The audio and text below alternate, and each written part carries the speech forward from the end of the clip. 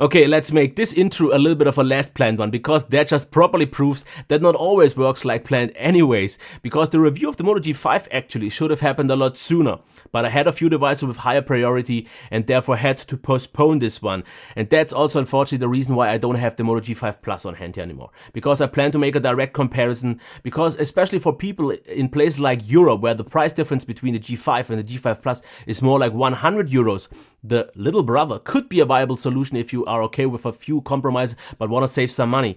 But if that's the case also in the US, where the price difference is more like 50, that's something you will have to decide after you've seen this review. Because let's cover the design and build quality first, and talk about cover, yes, it is a removable one, which is actually super nice to see, because this comes with a few advantages, because we have a removable battery, we also have place for dual SIM and SD card, so you don't have to choose between either one. And what I also actually like about this whole mechanism is that they made it very nicely done, because once you put it properly on, all the noses attached properly, this device actually feels solid like a unibody design, and I really like this. What I also like more a little bit compared to the G5 Plus is that we have a plastic bag, which in this case just is a little bit more grippy. And since this device is a 5-incher instead of a 5.2-incher like the G5 Plus, it is just a little bit more compact. Yes, we have quite big bezels, but for this price range it is okay. But what I still like is overall is the one-hand usability, and the device feels very nice in the hand, and I actually prefer the design in overall because it just feels more right, especially with things like, for example, the buttons, because they stick out a little bit more and they offer better tactile and clicky feedback compared to the G5 Plus, which is nice to see, along with the actual camera, which is also flush in this case. So actually better than. We on the top see the headphone jack, nothing on the left, and on the bottom we can see the micro USB. That's though absolutely normal for this price range. What I also have to mention about the buttons, very nicely placed, very convenient. I absolutely like that. Maybe not the biggest fan of the lack of a notification LED, but I actually have to say, and you have seen this already a few times, we have Moto Display, and using this actually for a little bit longer, I got really used to that. On the bottom, we can see here the fingerprint reader, which is definitely very reliable. Maybe not the fastest one, just especially in terms of screen on, turn on time. But the overall experience is nice, and it vibrates, which is something I'm not the biggest fan of. But what I am a big fan of is that it also can optionally work as the on-screen navigation bar button replacement, because as you can see, you swipe towards the right or left, you can choose that if you want it for back or for the recent apps. So I definitely like this solution, absolutely. And that's why I would say we are really quite okay here, because overall for this price, I can't complain. Build quality feels nice, design feels nice. So overall, actually very nice. So let's get into the next thing, the display. The one thing that I still want to complain a little bit about is the color mode, because we only have the option for standard and vibrant, and I actually think standard is a little bit too pale, just a little bit too washed out, and vibrant should be standard, and then I would wish for a little bit more customization for something a little bit more vibrant, because I think a lot of people these days are very used to not that natural displays on their phones, which is something that I'm personally happy with, and I would at least like to have to see this option. Because what I actually have to say, this calibration in my case is better than it was on the G5 Plus, because the display is not as cold anymore and I don't have the red tint, so the white is better, the black is also on a good level, viewing angles are nice. With a maximum brightness of 480 lux, it's also still good enough. And I have to say, the colors definitely are more on the natural side, but I would have wished for something a little bit more, maybe satisfying, more pleasing. So what it is a good display. But I would wish for a little bit more customizability just to set it the way I want to, but otherwise I can't complain at all. And that's why I would say let's go to the speaker here.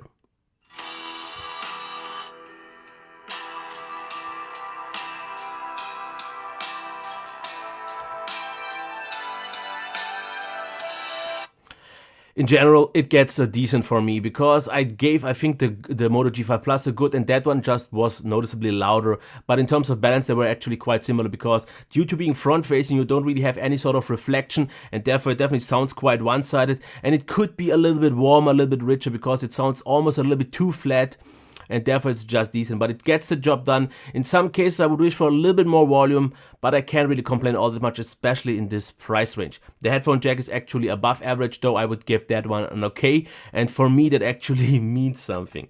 Okay, let's get into the performance and end of all the apps. As we can see here quickly, let's launch a few of them, and as you can already see, it actually doesn't do a bad job at all, because as you can see here, it's Definitely not super crazy fast, but it's also not slow. And what I was actually surprised by myself is that the performance difference compared to a Snapdragon 625 is actually way smaller than I would have expected. Because especially in normal daily tasks, like for example the browser, of course there could be some lag here since the app just loaded. As you can see here, this performs absolutely nice.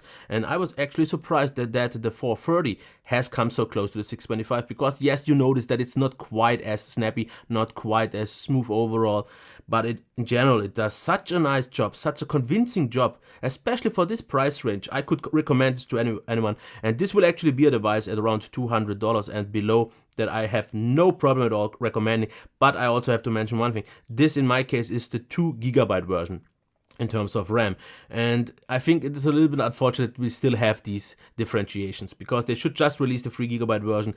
I would still though say if you just can get the 2 GB version, it should not be a problem at all, because in overall this device knows to deliver, because the multitasking of course will close out apps way earlier and you will have to reload them. For me it actually wasn't that big of an issue, because I don't use too many apps and I jump between those, and since the loading times are so moderate I didn't really mind it. But if you can get the 3 GB version, of course get that one, but I wouldn't say the 2 GB version is a deal breaker. Just the differentiation between the two is actually one thing that I'm just not the biggest fan of.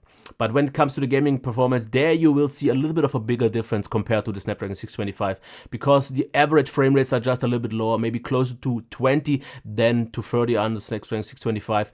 But what I have to say, you can still play all the games, especially the ones that have this scaling where even the resolution and so on, I mean the details get bumped down a little, but you can play the games, just not on the best level in terms of experience, but you can do it. If you want to do it more often, I would definitely recommend you though to go for something higher. What is absolutely nice though to see that it's a very efficient SoC and therefore it doesn't get warm. And talking about efficiency, let's go into the battery. A full charge takes 2 hours and 10. For a budget device without quick charge or anything like that, this is actually still quite respectable. Also 10% for an hour of YouTube. But the way more impressive thing definitely is the great battery life that I will always give a great plus, I think, because 5.5 hours, maybe 5.5 on mobile data, but up to 8 hours on Wi-Fi. That is absolutely high respectable. This is great, and this should get you even through 2 days, if not even 3 days, if you are a moderate or easier user. And that's why I would say let's get into the software, but there's not too much to tell. Of course, you have already seen the Moto display, which is also the reason why we don't have the notification LED. They just don't think it's necessary. But otherwise, what you of course get is here, for example, the app drawer. You get the customizable quick settings, percentage is available as well, but other than that you don't really get too much. Of course you get still the shake option here to turn on the camera and the flash, but otherwise it's pretty much stock Android, which is nice because you don't have any bloat. You should get updates quite in time if they want to, but overall I have to say it's absolutely not impressive but very solid UI. I would wish for a few more features, definitely. This is just something that by now I think is a little bit too boring, but I can't complain because it gets the job done very nicely, especially if you like stock Android. And that's why I would say let's jump into the cam. And what I have to say about the front-facing camera is that it's quite decent, because as you can see here already, the sharpness isn't all that bad, absolutely fine in my opinion. It just sometimes isn't overall super sharp and feels a little bit less detailed, but I can't really complain. It gets the job done actually quite nice, even indoors, absolutely fine. So all is good here, and you can see also the video here. So this even though the front-facing camera, yes, just check the quality of that. It looks kind of decent, but it definitely should not be anything special, but it seems to move quite... Okay, I actually forgot to turn off the sound, but you also heard the microphone, which is actually quite good. Now, low light, you can see, even without the flash, this looks quite good. Even though the low light capabilities are maybe just about, I would say, acceptable, because you can see it's definitely not super sharp anymore, and the shutter gets slower. So yeah, not that much to say here. Outdoor, I have to actually say it's quite a good main cam, because as you can see, quite sharp. Actually nice colors, nice details, shutter times are good, and what I was actually surprised by, the very reliable autofocus. So you can absolutely in this price range get a nice cam. Of course, if you go in the Chinese imported market, you will get way better cams, and some other ones can compete with it. But for this price range, for what this phone is, the camera doesn't fall short, and that is very important for me, because it absolutely knows to deliver, and that's absolutely nice. Yeah, as you can see here, absolutely fine. No complaints. In terms of video quality though, I have to say that this device maybe could have had a little bit of a better camera, because as you can see here, things don't look all that sharp. I have to say they're very smooth, autofocus works well, but exposure seems a little bit too much, and in general it's just not the sharpest video. So otherwise I couldn't really complain because it gets the job done, but it just falls a little bit behind the other qualities in terms of photos and so on. But that's pretty much where I would like to leave it. So let's jump into the pros and cons. Here I have to point out the absolutely nice design and build quality, especially with the removable back and battery. The fingerprint reader is very good, and it can actually also act as a replacement for the on-screen keys, which is something really nice. The display is good, the speaker is decent, the performance in general I would say is quite good, almost actually very good, because just for what it is, this device had an absolutely nice overall performance. Just keep the RAM thing in mind. Then we have decent gaming performance, a great battery life though without any issues, solid software. In terms of the cameras, we have a quite decent front-facing camera, acceptable low-light cam, a quite good main cam actually, and still a decent video cam. And the good thing here is just the value, especially outside of the US in places like Europe. But what's not that great in that, as you can see, is not a whole lot. I couldn't just think of a lot of things. More display settings would have been nice. Regional hardware variations, because I have to point that out. For example, in the US you get a compass but no NFC. Here in Europe you get NFC but no compass. And I think this is a little bit silly, along with the 3 and 2 GB variations. They should just make one device and just keep that with all the features, but that's not the case. And this software, in my opinion, could offer a few more features. And like I've already told you, I will now make a quick comparison to the Moto G5 Plus. Now in terms of design, I actually give this one the win. Yes, I know the G5 actually is built a little bit better with the metal on the back and with the unibody construction, but due to having a removable back here, so a little bit more benefits in terms of flexibility and the smaller footprint with the just a little bit more comfortable feel in the hand, I actually like this a little bit more. Display actually as well though, because yes, the quality on the G5 Plus was a little bit better, but here the calibration was nicer, and a little bit of a better, but still, better calibration, but still good display, I actually favor over a maybe more high quality display that is just not calibrated as well. The speaker though is better on the G5 Plus, same of course also for the performance, even though the performance in normal use, especially if you would have the 3 GB version on both, isn't all that big. For games maybe better though noticeably on the G5 Plus. Then the battery life, even better on Wi-Fi, but actually on mobile data quite similar. Software is pretty much the same, and where you will see a bigger difference once again is the camera. And that brings me to the point.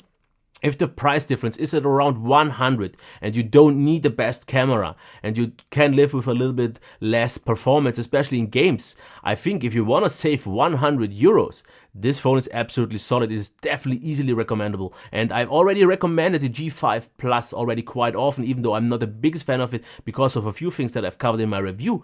But I can actually easily recommend this for a price of around 180, 190 euros here in Europe, because for this price, the qualities are very high, you already get a 1080p display, and all qualities are on a very nice level, and as you have seen, there are almost no cons that I could think of, especially in this price range.